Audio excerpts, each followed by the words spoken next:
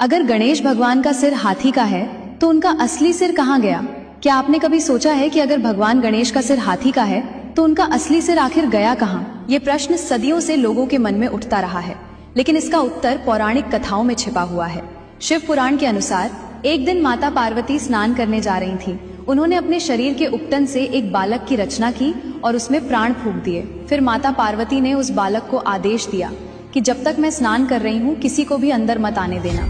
कुछ समय बाद भगवान शिव वहां पहुंचे और अंदर जाने लगे, लेकिन उस बालक ने उन्हें रोक दिया।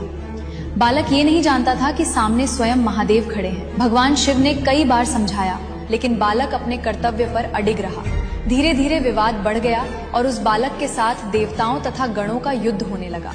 वो बालक इतना शक्तिशाली था कि कई देवता भी उसे पराजित नहीं कर सके। अंत में क्रोधित होकर भगवान शिव ने अपने त्रिशूल से उस बालक का सिर धड़ से अलग कर दिया।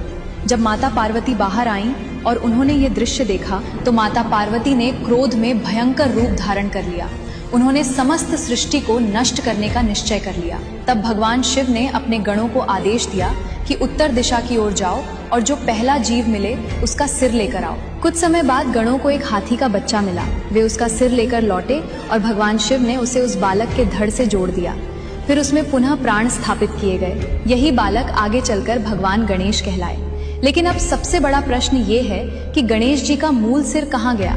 शिव पुराण के अनुसार जब महादेव के त्रिशूल से बालक का मस्तक शरीर से अलग हुआ तो वो दिव्य तेज के कारण आकाश मार्ग से दूर जाकर गिरा। पौराणिक मान्यता के अनुसार वो मस्तक उत्तराखंड के पिथौरागढ़ जिले में स्थित पाताल भुवनेश्वर गुफा में जा गिरा।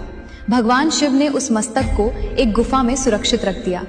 आज भी इस गुफा में गणेश जी का कटा हुआ मस्तक एक शिला के रूप में विराजमान है, जिसे आदि गणेश कहा जाता है। इस शिला के ठीक ऊपर 108 पंखुड़ियों वाला एक दिव्य ब्रह्मकमल बना है, जिससे निरंतर जल की बूंदें मस्तक पर गिरती रहती हैं।